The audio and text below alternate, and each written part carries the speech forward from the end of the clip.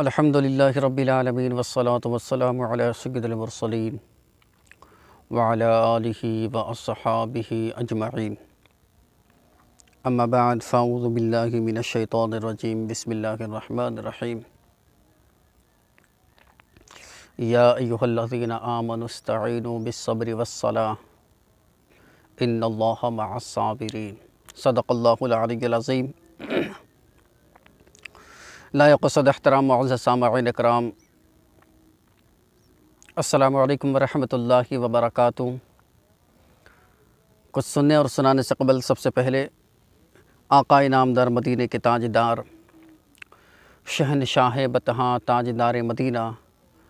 سرور کائنات خاتم الانبیاء جناب محمد رسول اللہ صلی اللہ تعالیٰ علیہ وآلہ وسلم پر ایک دفعہ بڑی ہی عقیدت و محبت کے ساتھ درود پاک کا نذرانہ پیش کر پڑھیے بابت بلند آواز، اللہم صلی علی سیدنا شفیعنا حبیبنا مولانا محمد مبارک وسلم صلی علیہ صلاۃ وسلام علیک یا رسول اللہ صلی اللہ تعالیٰ علیہ وآلہ وسلم۔ عزیزان محترم، کسی نے کیا خوب ہی انداز میں، بڑے پیارے پیارے انداز میں کچھ اشعار بھی ذکر کیے گئے، میں اسی اشعار کو نقل کرنے کی کوشش کر رہا ہوں کہ نبی کا عشق جو سینے میں پال لیتا ہے، توجہ چاہوں گا کہ نبی کا عشق جو سینے میں پال لیتا ہے وہ آندھیوں میں بھی رستہ نکال لیتا ہے۔ پھر سے دوبارہ توجہ چاہوں کہ نبی کا عشق جو سینوں میں پال لیتا ہے وہ آندھیوں میں بھی رستہ نکال لیتا ہے۔ میرے نبی کا جو بیٹا ہے ایک معین الدین، میرے نبی کا جو بیٹا ہے ایک معین الدین، وہ پورا ملک اکیلا سنبھال لیتا ہے، وہ پورا ملک اکیلا سنبھال لیتا ہے۔ اور عزیزان محترم، یہ بھی شعر بھی سماعت کرتے ہوئے چلیں کہ مانگوں دعا حسین سے خالی نہ جائے گا، مانگو دعا حسین سے خالی نہ جائے گا، بات ان کی تو خدا سے بھی ٹالی نہ جائے گا، تو بھی غم حسین میں آنسو بہا کے دیکھ، تو بھی غم حسین میں آنسو بہا کے دیکھ، اتنی خوشی ملے گی سنبھالا نہ جائے گا، اتنی خوشی ملے گی کہ سنبھالا نہ جائے گا۔ اور عزیزان محترم، یہ اللہ تبارک و تعالیٰ کا کتنا بڑا فضل و کرم اور احسان عظیم ہے کہ اللہ تبارک و تعالیٰ نے ہمیں اور آپ کو دوبارہ اس انٹرنیٹ کے ذریعے سے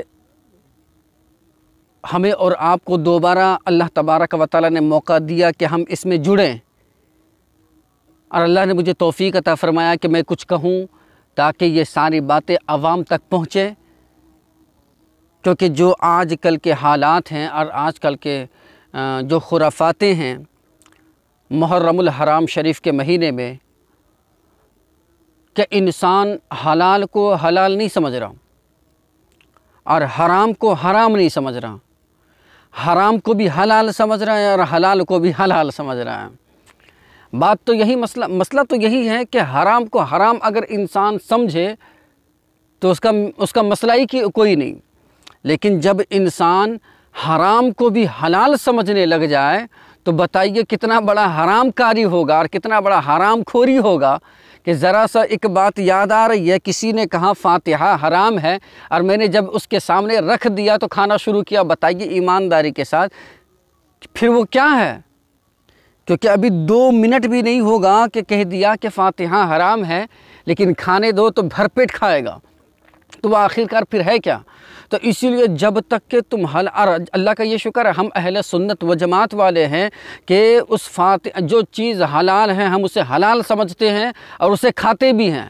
جو چیز حلال ہوتی ہے ہم اسے کبھی حرام نہیں کہتے، اور جو چیز حرام ہوتی ہے اللہ کا یہ فضل اور احسان ہے کہ ہم ان کے قریب بھی نہیں جاتے ہیں۔ ہاں یہ رب تعالیٰ کا احسان ہے، لیکن یہ آج کل کے حالات ایسے ہیں، آج کل کے ماحول ایسے ہیں، آج کل کے حالات ایسے ہیں کہ آج اگر کسی کو حدیث یا قرآن کی بات جب کی جائے تو وہ یہ کہتا کہ میرے باپ دادا سے جو چلا آ رہا ہے،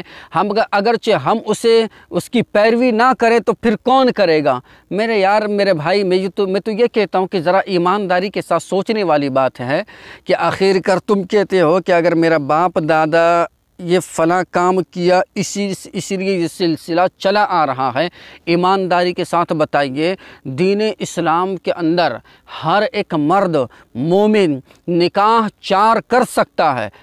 ہے نا؟ بالکل کر سکتا ہے، ہر حال میں کر سکتا ہے، اس کو اجازت ہے، مکمل اجازت ہے، لیکن اس قابل کا بھی ہونا چاہیے 4 نکاح کرنے کے لیے، اس قابل کا بھی اور اس لائق کا بھی ہونا چاہیے، تو اس کے اوپر 4 نکاح وہ کر سکتا ہے۔ لیکن جب ایک بیوی کو نہیں سنبھال سکتا، ایک بیوی کے ہر چیز کو پورا نہیں کر سکتا تو 4 کو پھر کیسے پورا کرے گا؟ لیکن عزیزان محترم، یہ کہنا چاہ رہا ہوں میں کہ ذرا ایمانداری کے ساتھ ذرا بتائیں کہ جب ہمارے باپ دادا پردادا نہ جانے کتنے دادا کے پہلے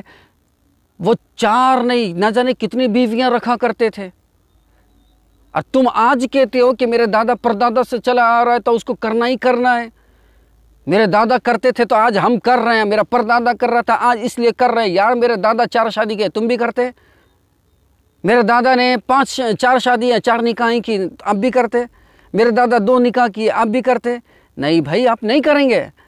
آپ نہیں کریں گے، کیونکہ آپ کو پتہ ہے کہ جب ہم سے ایک ہی نہیں سنبھالی جا رہی تو ہم 4 تم دادا کی بات لے کر کے چل رہے ہو، دادیوں کی بات لے کر کے چل رہے ہو، اپنے بابا اجداد کی بات لے کر کے چل رہے ہو۔ اب میں یہ کہتا ہوں کہ اپنے باپ دادا کی باتوں کو چھوڑ کر کے میں کہتا ہوں کہ رسول اور آل رسول کے بات کو لے کر کے چلو۔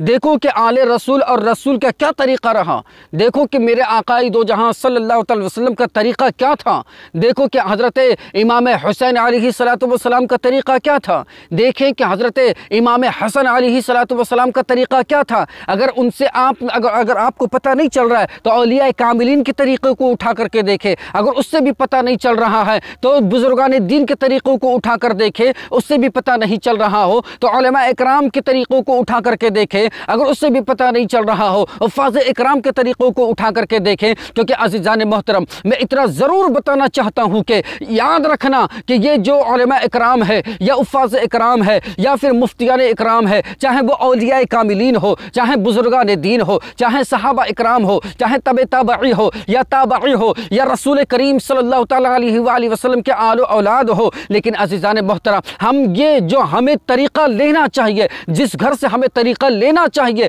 جس گھر سے ہمیں خیرات ملتا ہے اور اس سے لینا چاہیے، ہمیں تو امام حسین کے گھر سے طریقہ ملا، ہمیں ان کے گھر سے لینا چاہیے، رسول کے گھر سے لینا چاہیے، رسول کے خاندان سے لینا چاہیے، رسول اللہ کی اولادوں سے یہ طریقہ لینا چاہیے، لیکن ہم ان سے نہیں لیتے ہیں، بلکہ کیا کہتے ہیں کہ ہمارا جو باپ دادا کا جو طریقہ ہے ہم اسی کے اوپر ڈٹے رہیں گے، ہم اسی کے اوپر قائم رہیں گے۔ اللہ اکبر، اللہ اکبر۔ آج دیکھیں نا، جاہلیت اتنی آگے تیزی کے ساتھ بڑھ رہی ہے کہ اتنی تیزی کے ساتھ دیکھیں تو صحیح، آج دیکھیں نا محرم الحرام کا مہینہ چل رہا ہے، آج محرم الحرام کا مہینہ چل رہا ہے۔ اللہ اکبر، اللہ اکبر۔ آج سب کے سب صحابہ، تابعی اور ازواج مطہرات اور جتنے بھی اولیاء کاملین ہیں، ان سب کے طریقوں کو ہم نے ترک کر کے ہم اپنے باپ دادا کے طریقے کو اپنائے ہوئے ہیں، ہم اپنے باپ دادا کے طریقوں کو لے کر کے چل رہے ہیں اب تک، اور ایسے چل رہے ہیں۔ اللہ اکبر، اللہ اکبر۔ اگر کہہ دو نا کہ اللہ اکبر اعلی حضرت، اب کہتا اعلی حضرت سے پیار ہے، بلکہ بالکل پیار ہے، بڑا محبت ہے، اتنا محبت کرتا ہوں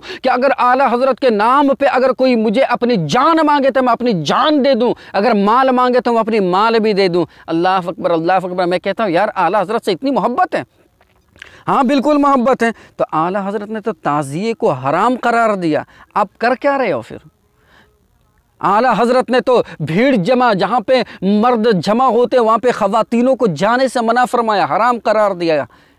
اور کہتے ہو اعلی حضرت سے محبت کرتے ہیں، کہتے ہو تم اولاد رسول سے محبت کرتے، کہتے ہیں ہم کہ اولاد رسول سے ہمیں محبت ہے، اعلی حضرت کے محبت ہے، اعلی حضرت سے ہمیں پیار ہے، حضور تاج الشریعہ سے پیار ہے۔ کیا انہوں نے یہ تعلیم اور یہ تربیت ہمیں دی؟ کیا یہ تربیت ہمیں ملی؟ کیا یہ قرآن میں کیا قرآن کے متعلق ہے ہمارا طریقہ؟ کیا حدیث کے متعلق ہے ہمارا طریقہ؟ یا سنت کے مطابق ہے ہمارا طریقہ؟ یا صحابہ اکرام کے طریقے پہ ہے ہم، یا غوث اعظم کے طریقے پہ، یا خواجہ معین الدین چشتی اجمیری کے طریقے پہ، یا حضرت نظام الدین اولیاء کے طریقے پہ؟ جتنے بھی بزرگان دین ہیں، کسی کی بھی تاریخ کو اٹھا کر کے دیکھو، لیکن یہ ہمیں کبھی نہیں ملتا۔ ہاں، یہ ہمیں کبھی نہیں ملتا۔ میں تو اور جگہوں پہ باہر میں گھوم چکا ہوں،